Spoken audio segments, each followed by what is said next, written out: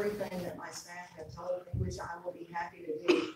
But I will remind you that you all did approve the Cowan Engineering contract. And because of the way that we had to go back with MKEC on this contract, we asked Cowan to step aside from that and that we would come back and vote that again with the understanding, my understanding that we wouldn't change anything. The fact still remains that Cowan Engineering has been here working with us on this CDBG grant proposal. They have put hours and hours into the work here. And honestly, you may have a history with MKEC, and that's all well and good, but I felt it was time to make a move in another direction. And as your city manager, you pay me for my expertise.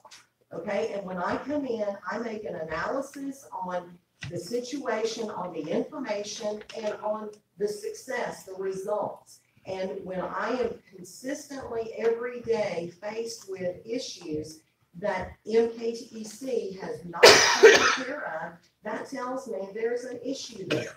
And honestly, I don't want to walk down that road. We already know what that road leads to. And so I brought another proposal to you with a company that I know, that I trust, and I'm asking you to, agree with me on that because you pay me to do this job. You're not up here every day doing this job. You pay me to do this job and for my expertise. And my expert opinion is it's time to move to another company.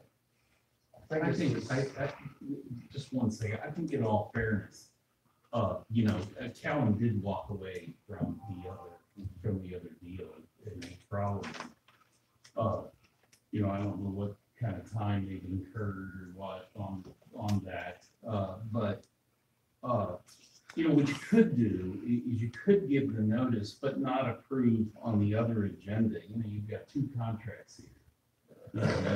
You could let Cowan do the CDBG project, and then not approve.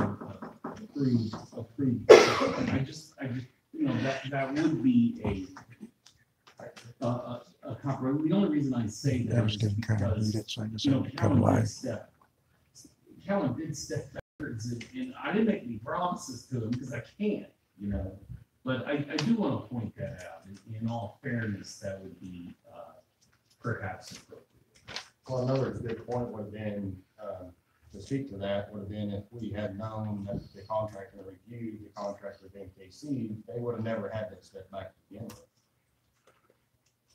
And I find it a little bit unprofessional to not address all the issues, just say there's issues, but never address them directly with MKC.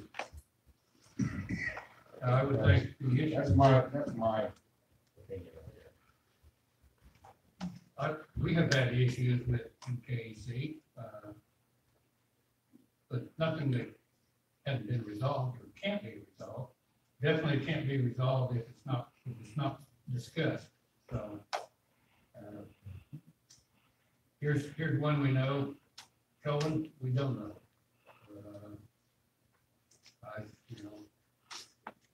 The way it was brought about, put in our laps at the last meeting and said, here's a new engineering firm that you're going to get. I don't believe that's the way that we should do business either.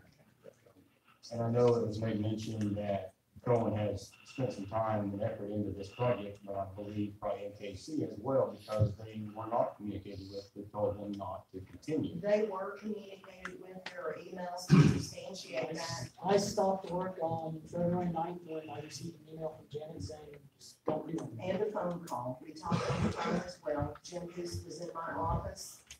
But there has been work done for this project, because we had made mention of a price. Yeah, well, I mean, I don't charge you guys for proposals. I did some estimating. We had a meeting late January where we talked about the scale of the project. I went back and did some estimating. We got a phone conversation saying you can't afford 30,000 linear feet of line. It should be smaller. Some strategies. The proposal was done after that. We scheduled survey because of the time frame of it. Janet sent me an email and said, hold off.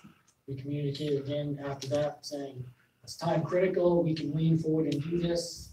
And she said, nope, don't, we're looking at options. I've not done anything since then. All the time I've spent is non-billable time. So I'm Right, not. but there's still been effort put into the project. Well, and this was a meeting that Mary had set up before I got here. I did not set up the meeting with MKEC or with Marita Woodard, the grant writer. Mary had that set up and I walked into it not knowing anything about it. And then, you know, within, I would say probably a week, I said, don't go anywhere on this, don't do anything on this. And as Keith has just told you. Is it, do I understand rightly, our grant writer has sent a letter saying they're not interested in working with us? That's not what she said. She said that she would no longer be able to write the grant for us because she works for Cardinal Engineering. And they handed a very large project to her out of Guymon. And I've been friends with Marita for many years now. She called me on the phone and she said, Janet, I'm so sorry.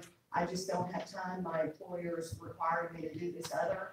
And I said, that's okay. I'm going to NODA and I'll meet with them. You know, 2 days later, we've got a grant writer there who has picked this up. She's done a fantastic job.